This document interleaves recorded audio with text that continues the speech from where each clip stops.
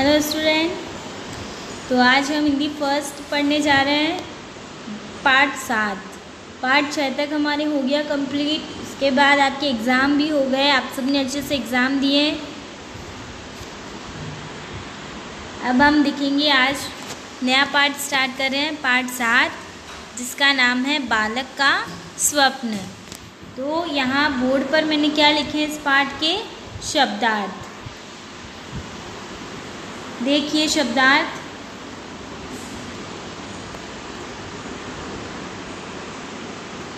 पहला है इसमें टालना। टालना का अर्थ होता है अस्वीकार करना। होनहार, उन्नतशील मतलब प्रगति की ओर बढ़ने वाला। जमींदार मतलब मुखिया या बड़े किसान को कहा जाता है। जो बहुत बड़ा किसान होता है उसको कहते हैं जमींदार या फिर मुखिया को।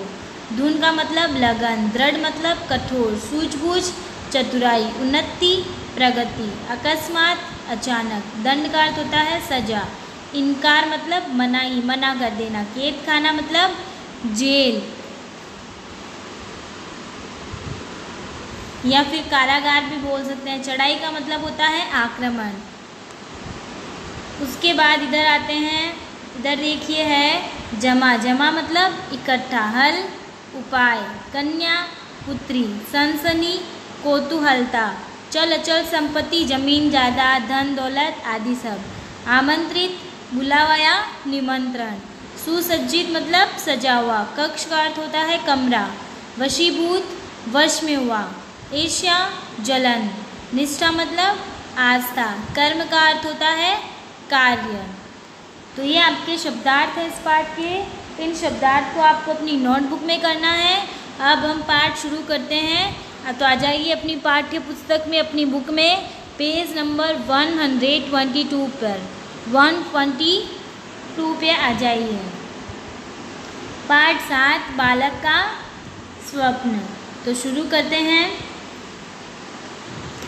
किसी सेठ के यहाँ एक लड़का नौकरी करता था।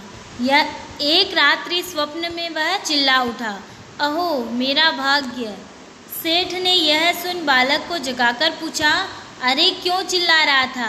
वह लड़का कहने लगा, यूँ ही, कोई खास बात नहीं। अगले दिन सेठ ने उस लड़के से स्वप्न की बात पुनः पूछी, पर वह टाल गया। उस दिन से बालक छिपकर पढ़ने लगा। एक दिन सेठ ने कहा, सुन रे लड़के, आज या तो तू स्वप्न की बात बता दे या मेरे यहाँ काम करना बंद कर दे। लड़का चतुर था, होनहार था, उसने नौकरी छोड़ दी। तो मतलब एक सेठ के यहाँ एक लड़का काम करता था। एक रात को उसने स्वप्न देखा और वो चिल्ला उठा कि अहो मेरा भाग्य, की वाह मेरा भाग्य ऐसा भी हो सकता है। लेकिन जब सेठ ने ये सुना तो उसने उससे पूछा कि क्या सपना देखा? तो वो बता नहीं रहा था। वो बोल रहा था कुछ नहीं, ऐसे ही ऐसे ही। नेक्स्ट दिन, अगले दिन फिर सेठ ने पूछा कि या तो तू अपना सपना बता, नहीं तो मेरे यहाँ से नौकरी छोड़कर चला जा।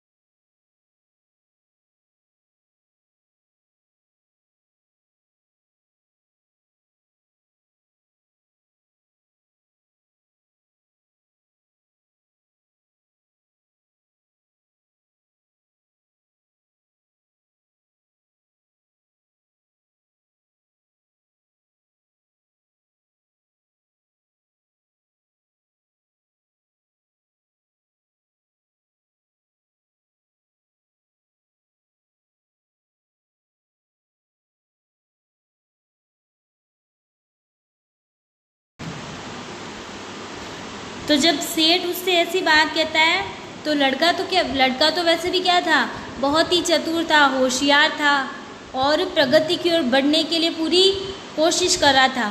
तो उसने यह सुनकर सेठ की नौकरी छोड़ दी। तो आ जाओ नेक्स्ट सेकंड पे। उसने पढ़ाई चालू रखी। इसी बीच से गांव के जमींदार के यहाँ नौकरी मिल गई। एक दिन सेठ जमींदार के यहाँ कपड़े लेकर आया। उसने लड़के को वहाँ काम करते देखा। सेठ ने जमींदार को लड़के के स्वप्न और निकाले जाने की बात बता दी। इस पर जमींदार ने उसे बुलाकर कहा, लड़के या तो तू मुझे अपने स्वप्न की बात बता दे, अन्यथा आज ही मैं तुझे अपने यहाँ से हटा दूंगा। परंतु वह लड़का धुन का पक्का और दृढ़ निश्चयी था। तो क्या हुआ, उसने नौकरी छोड़ दी, लेकिन उसने अपना पढ़ना चालू रखा, उसने अपनी पढ़ाई जारी रखी। और पढ़ते पढ़ते उसे एक दिन क्या हुआ, गांव का जो जमींदार था उसके यहाँ पे नौकरी मिल गई। वहाँ पर नौकरी कर रहा था। कुछ दिन बाद क्या हुआ, सेठ कपड़े लेकर वहाँ आया। जब सेठ ने उस लड़के को वहाँ काम करते देखा तो उसने वो बात जमींदार को बता दी कि कैसे उसने स्वप्न की बात उससे पूछी और उसने नहीं बताई और कैसे उसे नौकरी से निकाला गया। तो जमींदार भी क्या करता है, उसको बुलाकर कहता है कि अपने सपने की बात बता, अगर नहीं बताएगा तो तुझे भी मैं नौकरी से निकाल दूंगा। लेकिन जो लड़का था ना, वो अपनी धुन का पक्का था, मतलब उसने जो ठान लिया था उसे वो पूरा करके रहता है। धुन का पक्का मतलब वो दृढ़ निश्चय, मतलब उसका जो निश्चय कठोर था। तो उसने ठान लिया था कि मैं अपने सपने की बात किसी को नहीं बताऊंगा, तो उसने नहीं बताई। ऐसे वो अपनी धुन का पक्का था। आ जाओ नेक्स्ट पेज पे। उसने कुछ न बताया और नौकरी से अलग हो गया। उसने अपना अध्ययन चालू रखा। वह किसी प्रकार अपनी सूझबूझ से राजा के यहाँ साधारण नौकर हो गया और फिर धीरे धीरे उन्नति करते करते एक दिन राजा का मंत्री बन गया। अकस्मात एक दिन वही जमींदार राजा के यहाँ आया। उसने उसे पहचान लिया और राजा से सारी बात कह सुनाई। राजा ने मंत्री को बुलाकर पूछा, मंत्री जी, आपने बहुत दिन पहले सेठ के यहाँ क्या स्वप्न देखा था? आप यहाँ तो वह स्वप्न हमें बताइए या फिर दंड के लिए तैयार हो जाइए। तो क्या होता है कि वो उस जमींदार के यहाँ से नौकरी छोड़ देता है और अपनी पढ़ाई चालू रखता है और अपनी सूझबूझ से, अपनी चतुराई से वो क्या करता है, राजा के यहाँ पर एक साधारण नौकर बन जाता है। ठीक है, और फिर धीरे धीरे वो अपनी सूझबूझ से, अपनी होशियारी से उन्नति करता हुआ राजा का मंत्री बन जाता है।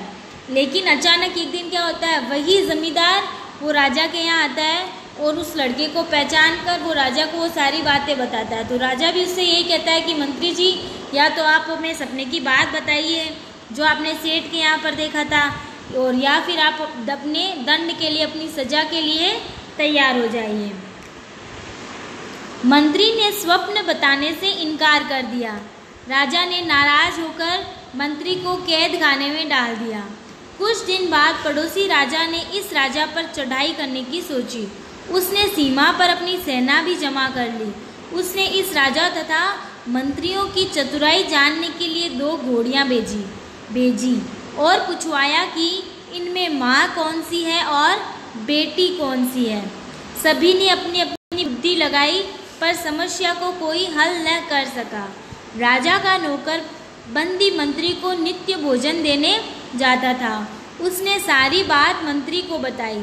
राजा की परेशानी सुनकर मंत्री कहने लगा, यह कौन कठिन बात है, दोनों को नदी में नहलाने ले जाओ। जो पहले आगे नदी में घुसे वही माँ है और जो पीछे चले वह बेटी है। तो क्या होता है कि मंत्री जी क्या करते हैं, अपना सपना बताने से राजा को भी मना कर देते हैं और राजा गुस्से में आकर उसे जेल में डाल देते हैं। कुछ दिन बाद क्या होता है, उनका जो पड़ोसी राजा होता है वो उस राजा के ऊपर चढ़ाई करता है, युद्ध करने की तैयारी करता है और उस राज्य की सीमा पर आ जाता है अपनी सेना को लेकर। लेकिन फिर वो सोचता है कि क्यों ना इस राजा की और इनके मंत्रियों की परीक्षा ली जाए कि कितने होशियार हैं, कितने चतुर हैं। वो 2 घोड़ियाँ भेजता और पूछवाता है कि इनमें से माँ कौन है और बेटी कौन है। सभी अपनी अपनी चतुराई दिखाते हैं लेकिन कोई सफल नहीं हो पाता है। तो राजा का एक जो नौकर होता है वो उस बंदी मंत्री को खाना देने जाता है और उसको सारी बात बताता है। वो जो बंदी मंत्री होता है वो कहता है ये कोई परेशानी वाली बात थोड़ी है, दोनों घोड़ियों को नदी तालाब पर ले जाओ नहलाने के लिए। जो पहले पानी के अंदर जाएगी वो माँ होगी और पीछे बेटी होगी, क्योंकि कहीं भी जाओ कई बच्चों को कोई परेशानी नहीं हो, इसके लिए क्या होते हैं, जो माता पिता होते हैं वो पहले वहाँ परीक्षण करते हैं फिर अपने बच्चों को ले जाते हैं। तो वही बात होती है कि माँ पहले नदी में एंटर करेगी, उसके बाद उसकी बेटी पीछे पीछे जाएगी। बच्चे हमेशा अपने मम्मी पापा के पीछे पीछे चलते हैं ना, वही बात होगी। तो आगे आ जाओ नेक्स्ट पेज पे। इसके बाद उसी प्रकार के 2-3 प्रश्न राजा ने भेजे। मंत्री ने सबको हल कर दिया। पड़ोसी राजा ने यह सोचकर कि इसे हराना कठिन है, अपनी सेनाएं हटा लीं। उसने संदेशा भिजवाया कि जिस व्यक्ति ने मेरे प्रश्नों को हल किया है उससे हम अपनी कन्या का विवाह करना चाहते हैं। इस समाचार से राज्य भर में सनसनी फैल गई। उस बंदी मंत्री की चारों ओर प्रशंसा होने लगी। राजा ने उसे तुरंत मुक्त कर दिया।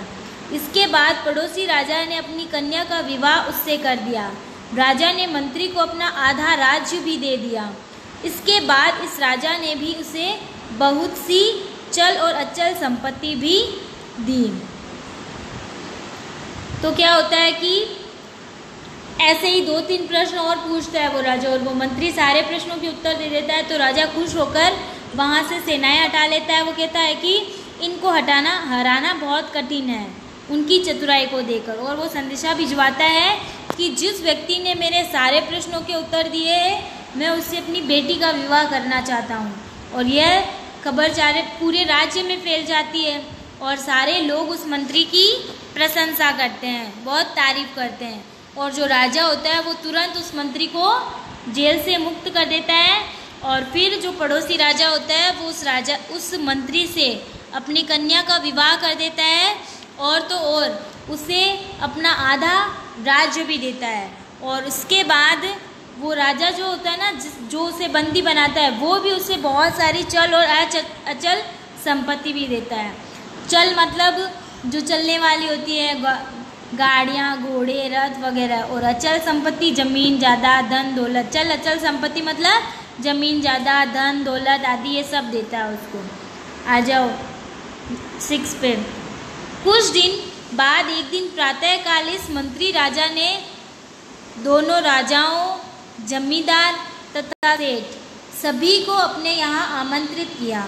जब वे सब वहाँ उपस्थित हुए तो उस समय यह मंत्री राजा पलंग पर महल के विशाल एवं सुसज्जित कक्ष में लेटे थे। उनकी पत्नी उनके पास बैठी थी। इसके अतिरिक्त अन्य कई नौकर भी इनकी सेवा में जुटे थे। चारों व्यक्ति भी उसके आसपास बैठे थे। तब उस मंत्री राजा ने कहा, यही दृश्य जो आप लोग इस समय यहाँ देख रहे हैं मैंने स्वप्न में देखा था। और तभी मैं स्वप्न में चिल्लाया था, अहो मेरा ऐसा भाग्य। मैंने तब यह बात आप लोगों को बता दी होती तो आप में से कोई भी इसे पूरा न होने देता। हो सकता था